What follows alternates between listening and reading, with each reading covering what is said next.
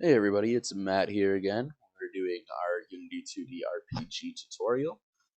So if you guys did all the steps in the last video, you got the Unity Hub, downloaded your Visual Studio, maybe got a Sprite.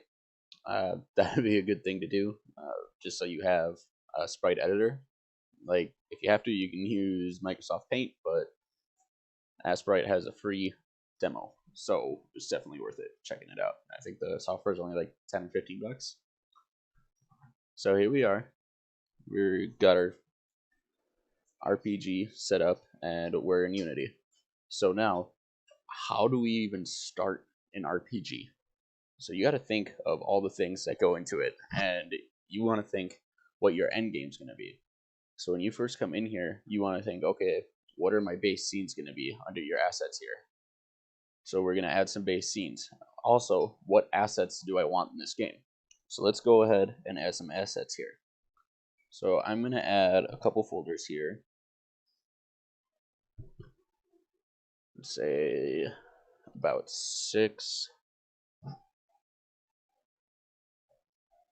and we'll duplicate that. So we have 2, 3, 4, 5, 6, and you can duplicate by highlighting it and hitting Control D in Unity. It's a hotkey, so we can go ahead and do that. So what do I want for my assets? We're going to come in here, we're going to rename. This first one is going to be animations. Then we need an audio. We might not use all of these in this tutorial, or maybe we'll use them eventually and not right away, but just starting this shell work will keep you so organized throughout this. I've designed games in Unity before, and I scrambled it, and it's so hard to find some of my stuff in some of my old projects. So let's start this off by getting you guys organized so you don't make the same mistakes that I did. So we have our animations, our audio. Let's get fonts in here. We'll use fonts for like the UI later when we do screen pop-ups, when interactions occur, anything like that. We are going to do materials. Name materials. We're gonna do physical materials. Probably keep those in the same category, but excuse my spelling. Physical materials, and these can have spaces on them because they're just folders, so it's not like code where we have to be super sensitive with all that. We need actually 2 more folders on top of this. We're going to duplicate this. So we need come in here. I'm just deleting these so that these we don't have 3 sample scenes. I should have duplicated another folder. So we're gonna rename these. So we got scenes. We should probably have a prefabs folder. And then, most important, we need a sprites folder. So, I mean, this should be a pretty good start for what we need. I mean, I guess now we can go through and actually put in some variables that we'll want in here. For example, let's go into animation. We'll create, let's say, 2 folders. We'll name one clips and one animations. And later on, I'll explain what these are. And when we actually get there, you'll be glad that we have these folders already set up so that it's not a hassle later. Well, clips and animations are the same thing. We're going to change this to controllers, actually, because we will save controller files later on.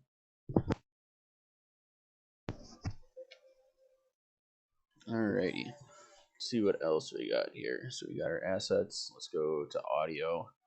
Just put some bogus ones in here. Let's do like 4 of them. We need our enemy sounds. So enemy, just sound effects.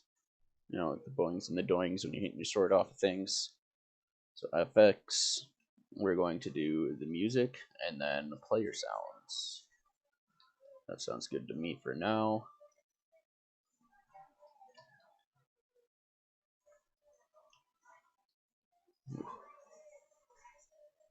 Alright, so we got those done. let's go on to the next. We don't really need anything in fonts or materials right now, so let's go into this prefab folder. Prefab, we're gonna do 5 off the bat, just so that we have some. We're gonna end up with more than that eventually, but for now 5 should be good. Some basic prefabs are things like characters, your environment,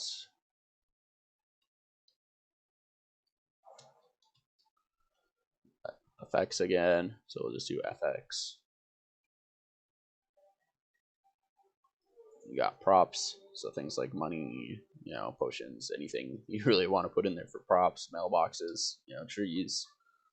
And then our UI. Nope, we just want a UI. That's good with me. So from here, let's see what else we got. We have our scenes. We have our sprites. Oh, look at that. I forgot a folder. We need somewhere to put our scripts. So let's create a new folder. Scripts. That's another important one. Alright. So scripts, we don't need any subfolders. Sprites, we should probably add some. We're going to add 5 of them again. So create folder, Control D 5 times. So here we're going to have our character again. It's going to be the same, pretty much same as the prefabs. We're going to have our FX. We have environment in here.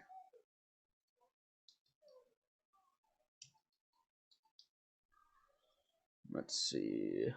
I guess we could do props and UI in this one as well. Props. Groups. Here's your UI. Alright, cool. So now that we have all that, you can come over here. You can close all these assets. You can open them back up, and you can come through these and go through wherever you need to go. So I think the first thing I want to cover is getting a character into the game. So bring this over here. I have a lot of sprites. I'll maybe make some of these available for you guys, but you can download free sprites everywhere.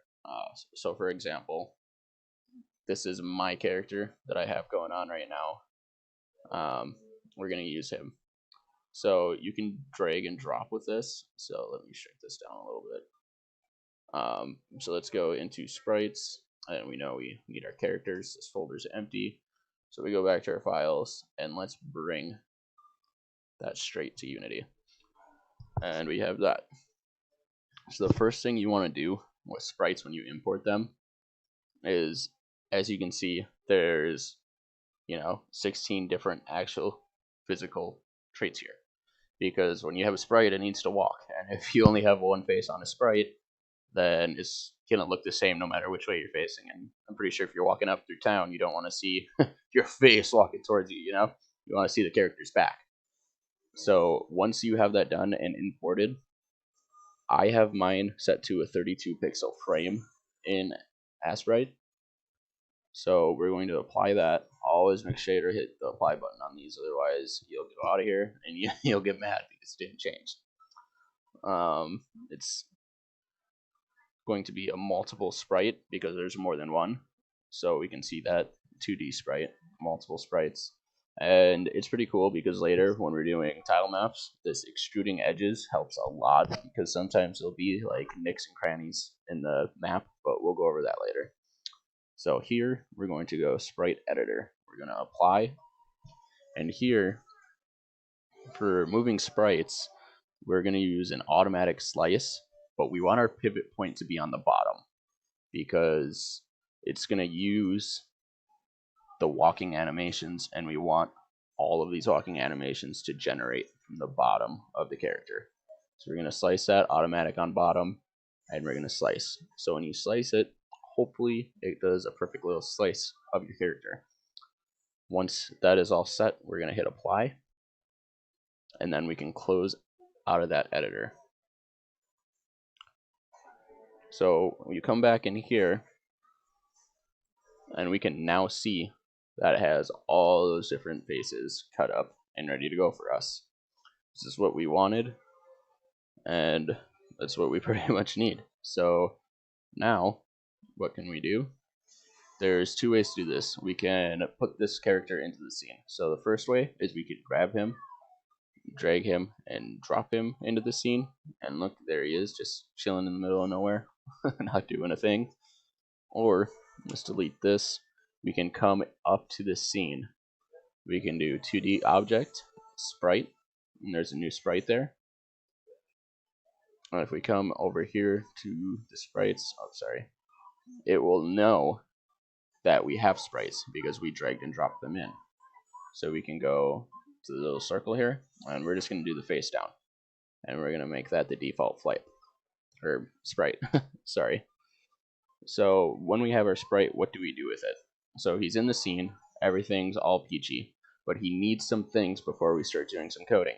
So he's going to need some rigid bodies. So we have a rigid body 2D. We need 2D because we're not moving through space. It's not a 3D game. And we need a box collider. And what this does is checks if you're colliding into anything. The rigid body is what we're going to use to actually move our character. So we have our box collider there.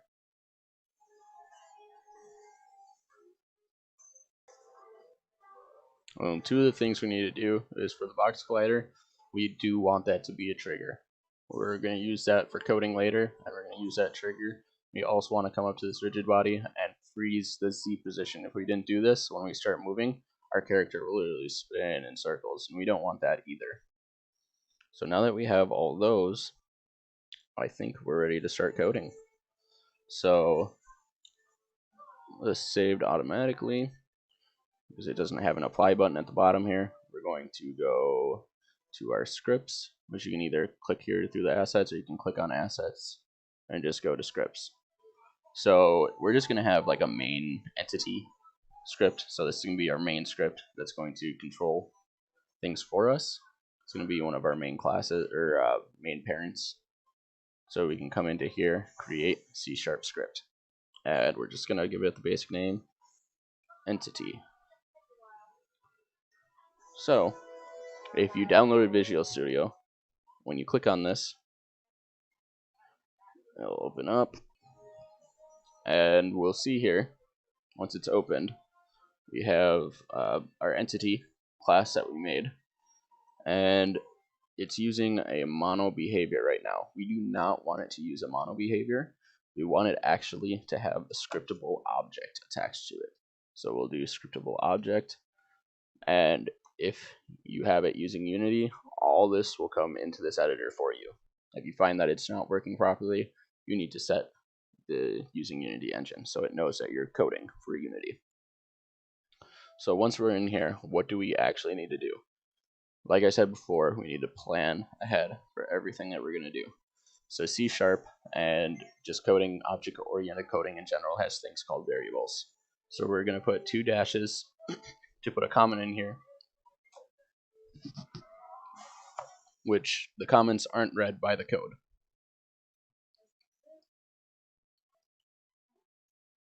So these are going to be our projected variables, so variables that we might plan on using. So projected variables, and we're going to do strings and integers, and I think that's going to be it for now. Maybe we'll put a vector2 in there for when we start walking.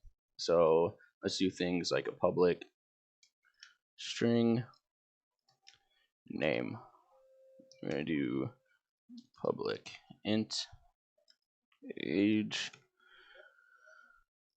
We're going to do a string called faction. So literally you just type string and then we'll say faction. We're going to do a public string for like an occupation or a job. Rupee collector. Who knows? And after that, we're going to do things like our attributes. So like strength, attack, mana.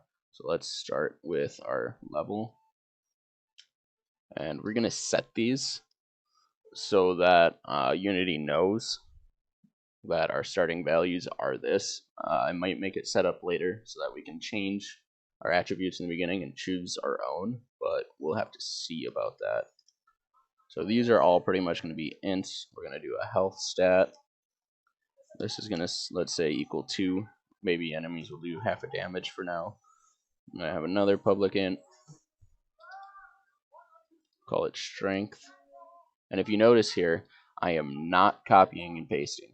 When you write code, you want to stay as far away from copying and pasting as possible, because you're going to copy and paste something and have no idea what you did wrong. And it's just going to be a bigger hassle than just writing the code from scratch every single time. So anyway, rant over. We're going to do another public int. We have our strength. Let's do magic. We're going to start this guy off with none. So we're just going to put 0 in there. We're going to do defense.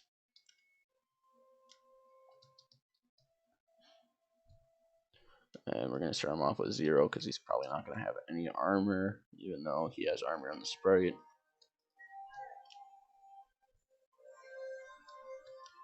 I'm going to do speed. We need this for walking later.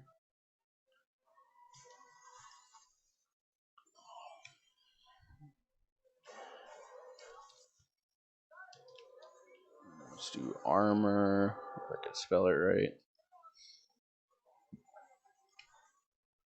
Something 0.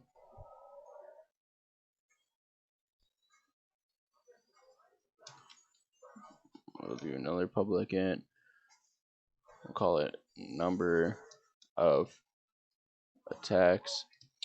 So if you see there how I just capitalized no of and attacks, the reason I did that is because when you're reading through scripts, you want to be able to like see sentences. So if a coder would see this game, you'd want to be able to see the sentence on there, and if they see the capitalization, it's easier for a programmer to read and follow along with you what you're doing. So what else? We do need a weapon, public string, and then we'll just call it weapon. And then that vector2 I was talking about, which is going to help us with our movement. So vector2, and we're just going to call it position because that's what it is. Position. Okay, for that, I think that's pretty much it. We're not going to worry about this start and update now. So like, for example, we did all these variables or whatever. I'm going to do an example for damage and attack. So what we need to do is create 2 voids. So we're going to do a public void and call it take damage. Oops, don't hit your caps locks. And it's going to be in via int, and we're going to call it amount. So that's going to be the amount of damage that we take, is what that code reads. Then we need to do our curling brackets to define the function, and we're going to do another void, another function, and we're going to call it attack. And that's going to take in entity, and we're just going to call it entity because our entity has all these variables, and we'll probably use those to decide what our attack's going to be. So we're going to put those curling brackets in there. So for example, we have our take damage now, so I can write this. So we're going to do entity to call on the entity parent, and then we're going to hit period, and it's going to bring up all the options that we've created. So we want to take damage.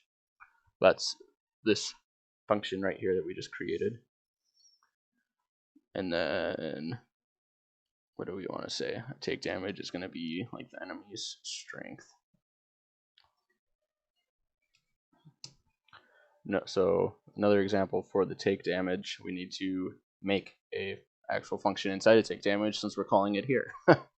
So inside of take damage, we're going to do health equals health minus math f. So this is math f is a function in Unity that pretty much subtracts things for you. like this, the clamp function clamps the given value between a range defined by the minimum and max.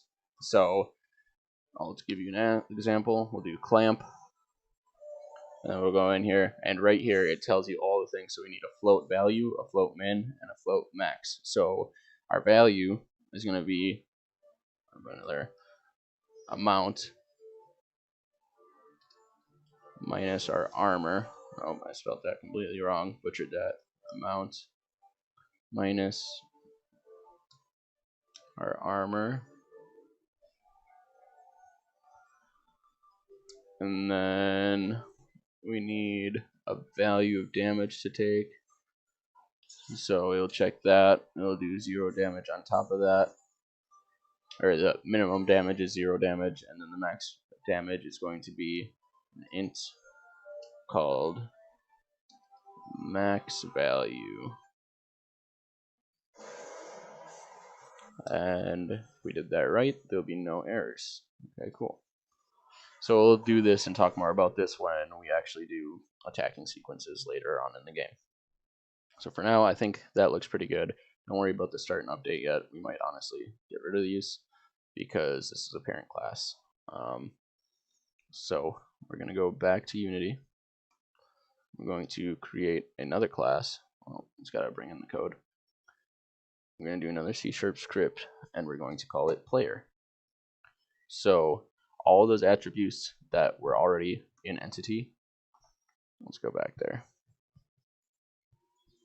All these attributes and variables that were already in here, we want these to be accessible to players, to NPCs, to enemies, so that we don't have to rewrite all these variables for all the different characters that we're going to have, because that would just be a waste of time. Why not just create the entity class where we can pull from and use inside of a player class or an enemy class? So here we have our player class, and of course, like I just said, we need to call from the parent that we want to use. So we need to do entity instead of mono behavior. And then we'll keep the start and void for now. I don't know what we're going to do with that. But for this, for player specific variables, so these are going to be specific to the player. Later, we can do ones that are specific to the enemy and specific to the NPCs. So we'll go over that more. So like for the player, we're going to want to do public string, and we're going to do an inventory, we'll call it.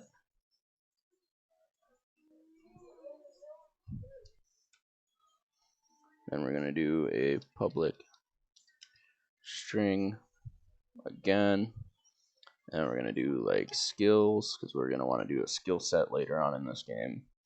And then we want money, so we need to have money or coin. So you can call it money, you can call it coin, you can call it whatever you want in here, as long as you use that name throughout your script. So if this is coin, when you bring it up later in the script, you're going to have to use coin and not money.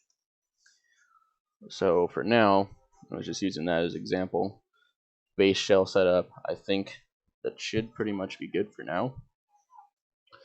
So finally, we're going to actually do something for Unity now. So let's hop back into Unity.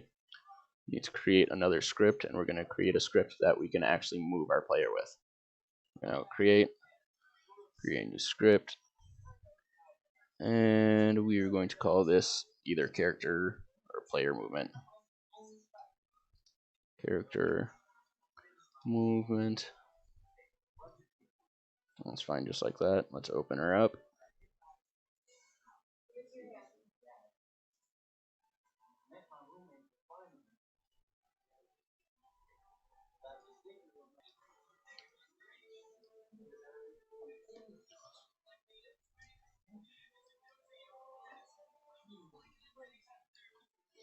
So this we can keep as a mono behavior for now. And what we're going to do for this, come down here, and we want the RigidBody instance here. So we're going to say RigidBody instance. So this is the instance attached to the player. And to call that, we just have to do a private RigidBody 2D, and we will call it the player RigidBody 2D, just like that. After this, we need to do another comment. We need to do variables that track the player's movement.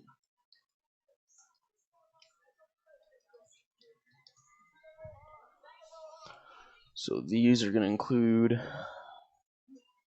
3 variables. So I'm going to do a private float, and we're going to call it move player horizontal. And you can guess what the next one is. It's going to be a private float move player vertical. Because it's going to be a 2D game, so that's all we need is a vertical and a horizontal, right? And then we need to call our vector2 again. So private vector2, and we're just going to call it movement. Alright, now that we have that, we can move on to the next thing. We're just going to set the player's speed so that he can move around. If you don't set a speed for the player, the rigid body and movement trackers aren't going to know where to go. So we're going to set his speed to something like 4. So if we do a public float, call it speed and equal to 4. I'll show you when we get back into Unity, but this public float, we'll be able to change it in Unity if we want to. If I made this private, you would not be able to change it. So we got public float, speed equals 4, and since it's a float, let's do this right. We're going to do 4.0 float, and then this bracket colon at the end. So now that we have all this stuff, we need to initialize it.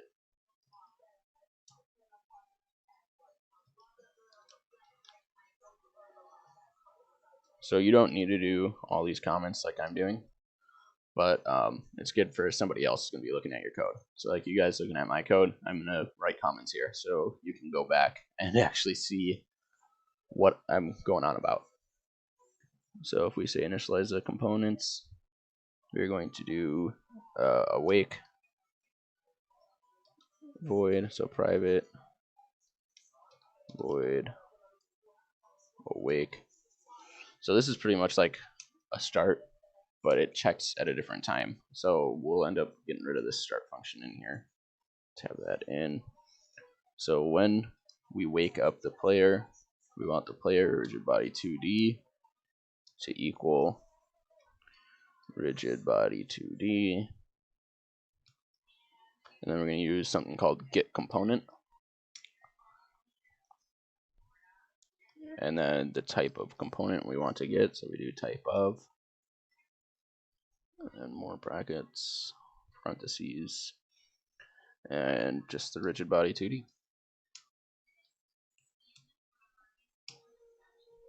There we go. So that pretty much settles that.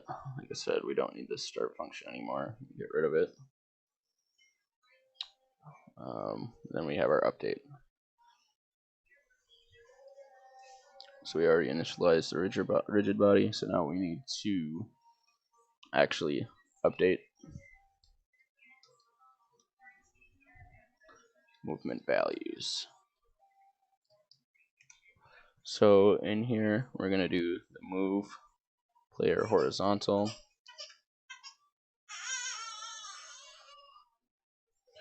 So move player horizontal equals input dot get access. We're going to use the get access function so it knows which axis we're working on. So this one's going to be the horizontal axis. The same exact thing. Move player vertical equals input dot get axis, and then this is going to be vertical.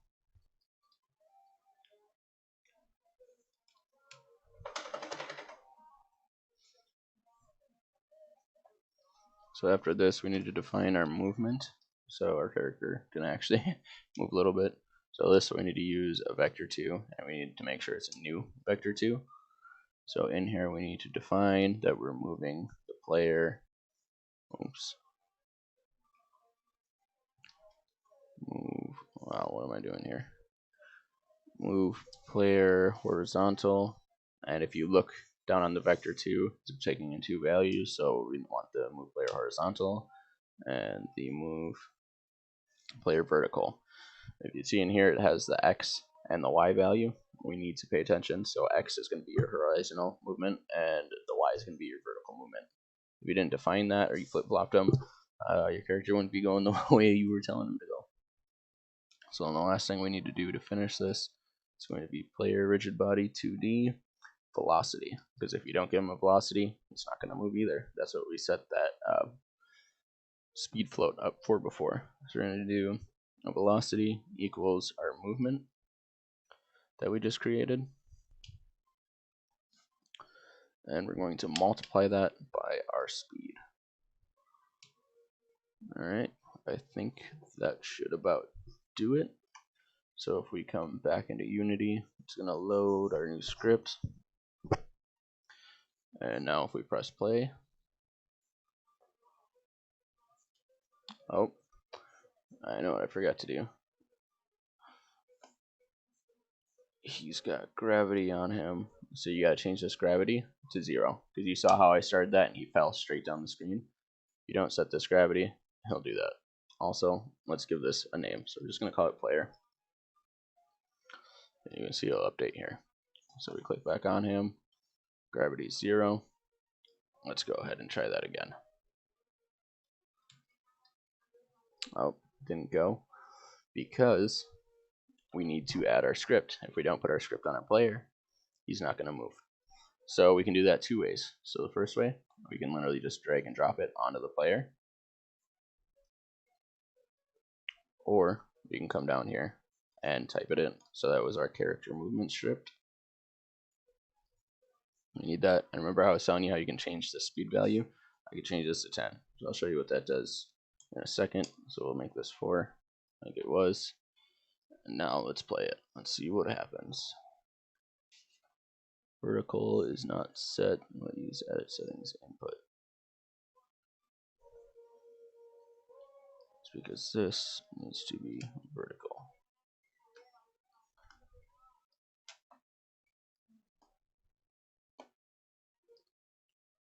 Alright, that clear out. Okay, let's try that again. There you go. So we'll move left, we'll move up, we'll move right, we'll move down. So as you saw before, when I had that error in there, let's bring that back. So we'll pause this, we'll go back into the game and change this to vertical.